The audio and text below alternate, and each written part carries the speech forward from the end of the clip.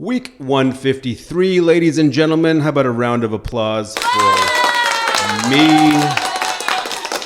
Thank you. Okay, ladies and gentlemen, so we are in week 153, and like I say every single week, if you happen to be new here, 153 weeks since March of 2020 is when the Real Estate Raccoons, aka me, aka the Spring Team, the collection of the best agents in the city, have been monitoring the market for you in very specific communities. And we're seeing a lot of stuff happen out there right now, but we're also seeing a lot of interesting stories being told and passed off as some sort of truth. And I just want to be that person to help you understand that it's very, very important to understand how somebody you're speaking to is interpreting the market and what information they are inputting to output the stuff that they are saying. I'm not operating in my silo.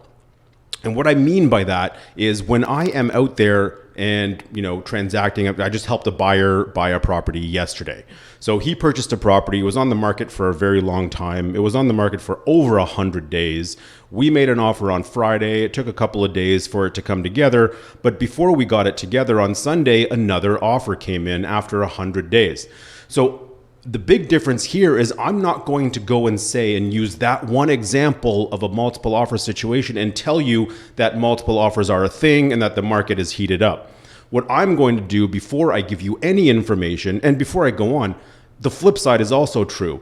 If I were out there helping a buyer and we got this massive discount on a property, and then I'm going to come out and tell everybody that the market is there are deals everywhere or whatever, that is also not true. So it's really, really important that when you have an experience in the market yourself, to not pass off that anecdote as an indicator of how the entire market is performing. And that's been the goal of this Real Estate Raccoons channel this entire time. So after my client experienced the multiple offer situation, after this property's been on the market for so long, I looked into the information. And as I was preparing the market report for today, Tuesday, February the 7th, looking into houses in the urban communities of Toronto, and if you look down on the blog, the links in the comments there, you'll see very clearly that 74% of every single house that sold in the urban communities of Toronto last week sold with multiple offers, so at least 2 offers or more, for over the asking price. Only 2 or 3 condos did the same thing. So my experience in the market was that we had this multiple offer situation for a property that's been sitting for a very long time. So in my head, I'm like, are buyers out there more now? Are they, more excited to make purchases now? And then I looked at the market and that confirms it. 74% of all the houses that sold in our urban communities go into multiple offers. Now that tells a real story. That's not to say, and there's also some confusion out there, is when we say things like that, that doesn't mean that's just how it is now. We're back to normal all of a sudden. That's also not what that means, because context really matters in these scenarios. But right now, today, February the 7th, if you are a buyer of a house, especially if you are a buyer of a house and have that sub $1 million budget, that's where the biggest deals were a few months ago. Those houses are now creeping over $1 million again. So those homes at the peak that were trading 1.1, 1.2 at the bottom of the market, say like October of last year through December, those homes were trading from the high 800s to $1 million if they were lucky. Now, the high 800s are sort of out of the question completely on those homes because there are more buyers now confidently competing for those properties.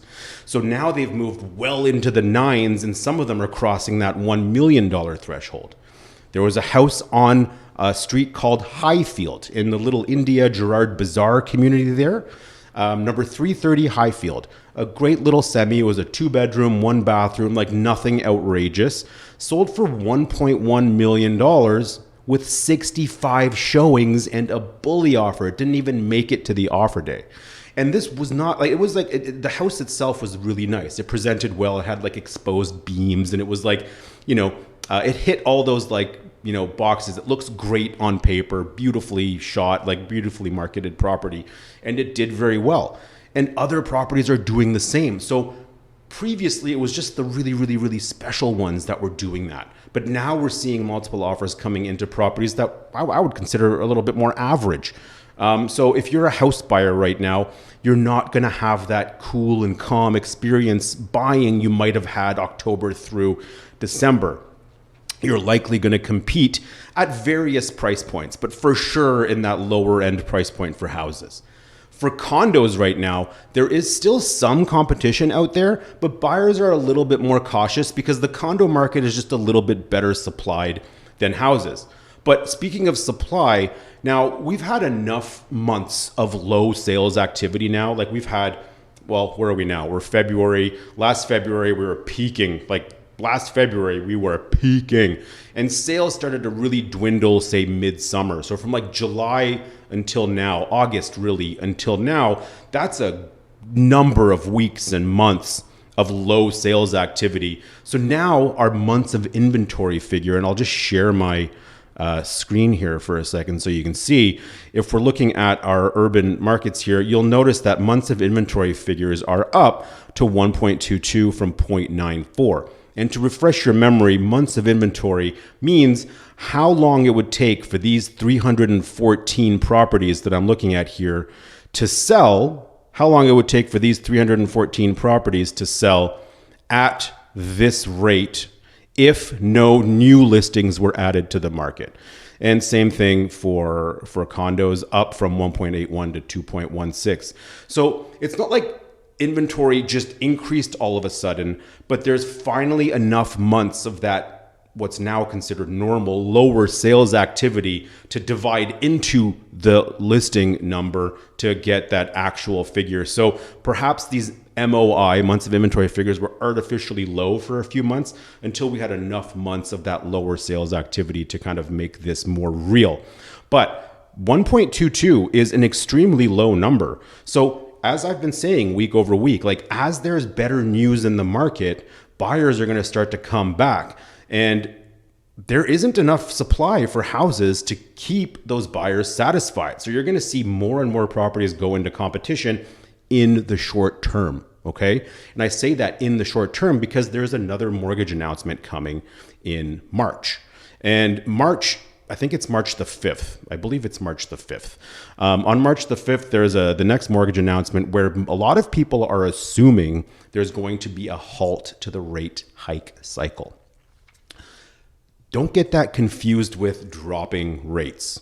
Rates are not just going to come down on March the 5th, but people always buy on the good news. So people come back to the market on the back of this good news that we've been having since the January 25th announcement, where numbers were a little bit more positive. But there are a lot of factors that could change what happens in March.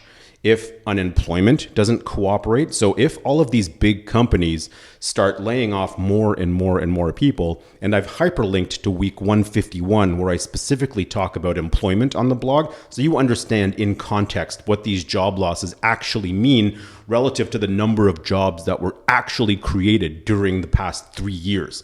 So it's a little bit less dramatic, but still, those jobs that are being lost are not necessarily entry-level jobs that were being lost at the early days of COVID, when people were confused and thought people would just be selling. Those weren't homeowners then. Today's job losses are affecting people that are actually actively in the market as buyers and sellers. So we'll see how that actually affects our market going forward. So right now, there's a lot of competition out there for houses, but looking at inflation, we hope to have better numbers as they're released, hopefully soon. And then by the March announcement. So if all of those things line up, then there should be some good news in March, which would extend this period of optimism, which should see some more competition come back to market. And all the people that were scared to buy when the market was actually bottoming out, thinking the bottom hadn't yet come, those people are going to come back to market and all of a sudden start competing. And honestly, I completely understand. Like when I'm sitting here seeing this every single day and I saw the bottom of the market and we talked about that actively here, I completely understand why you wouldn't feel comfortable jumping into the market then. There's nothing that I'm going to say that's going to make you feel like, okay, Ara said it's the bottom, I should buy. That's a huge investment for you, and I completely understand. It's a huge investment for me too. I'm just more comfortable understanding where the market is going because I'm in it every single day. So I make what you might consider riskier decisions, but for me, they're quite calculated and I'm comfortable with that. So there's nothing wrong with what's happening now. You're not, some people will call you sheep and some people will say this and that. I don't believe that at all. It's always better to be buying when nobody else is, but people love certainty. Until you've achieved a level of certainty in your mind about a decision, you're not going to make that decision no matter what somebody like me says. Because ultimately, I'm in a position to benefit from you saying yes. If you say, yes, I want to buy, I make money. And it's hard for that to be removed from your head and to see that I'm actually trying to give you advice like that is in your best interest. Advice that I would give my own family. So long story short, there are going to be more buyers coming to market now because they are more certain of what the future holds. And that's just how humans work. And that's normal. So be ready for more competition in the coming month. And if we have good news in March at that rate announcement, if the halt cycle stops, you best believe that every single property that is desirable will be in multiple offers, from houses to condos. And remember, if you're young, let's say in your 20s, you were considering buying your first place over the past year, but you didn't do it back in February because things were popping off and too expensive and you just couldn't do it, even though rates were historically low at that time, and you probably would be locked into a relatively low rate right now for 3-4 more years. You didn't do it then, and you didn't buy because you were scared because you didn't know where the bottom actually was. Now is probably a really good time to consider getting back into the market, especially if you're younger and you're uncertain and you're scared, because there's a good balance right now between a seller's market and not really a buyer's market, but prices are a little bit lower now. So even though you might be competing, you're still going to beat the prices that were paid back at the peak, and in some cases by far.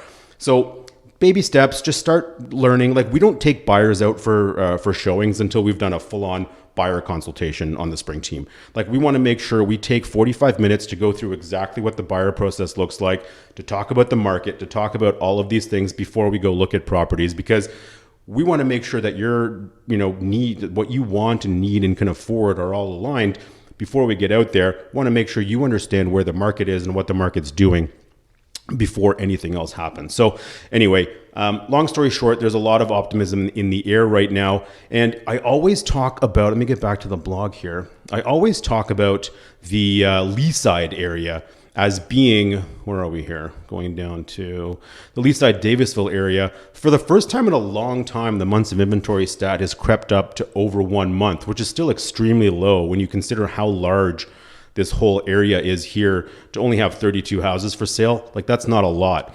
But that's not really the story here, because the only community that saw a drop in the number of available listings oh, wait a minute. Was I wrong? Oh my Lord, I was wrong.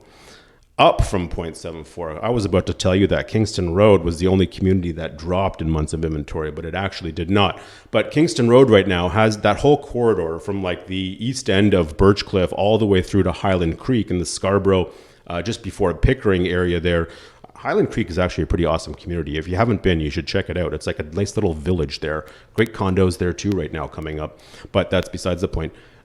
So right now, that community has taken the lead in the entire GTA, the greater Toronto area, and that's a massive area, the lowest supply there. And we're seeing that with all kinds of multiple offers, even for houses that have been sitting on the market for a while. Days on market, the lowest out of a lot of communities there as well. So as I've been talking about, that Kingston Road corridor, kind of like where, buying opportunities in Corktown were about 8 years ago, there are a ton of amazing buying opportunities along Kingston Road that are still priced way better than their urban counterparts and have a ton more potential upside as the market improves. So I just want to make sure there's nothing else. Oh, there's where I've hyperlinked week 151, so you can look more about unemployment. And again, I just want to make sure that you guys understand, like, I'm not saying that there's all this competition out there so I can build some FOMO, so I can get you off the fence, so I can make a buck. Like, that's not what we're talking about here. It's just really what the market is doing. I'm not talking anecdotally. I'm not making up stories to get you to do what I need you to do so I can make money. This is all just what's happening in the market. It's outside of my silo. It's not in my echo chamber as like a real estate optimist or whatever. I'm just a realist that looks at the numbers and tells you what's going on out there. Long term, I'm incredibly optimistic about the market. There might be some short-term ebbs and flows still. There are never any guarantees. But long term, as you know, you'll be just fine in this market, even if you bought at the top last February. So let's stop stressing about that, please. And maybe put some comments down in here so we can talk about it. But I would love to talk to you more about this anytime. But for now, I'm going to sign off, and we're going to do a little DJ horn action to celebrate my new lighting setup here. This space is just going to get better. We're building the podcast studio here. The Real Estate Raccoons podcast is actually going to start up. First episode recording tomorrow. Going to have about 10 recorded before we launch, so look out for that. And thank you so much for your attention. And if you see something going on out there, I want to hear about it so we can talk about it. Have an awesome day, and we'll see you next week. Thank you.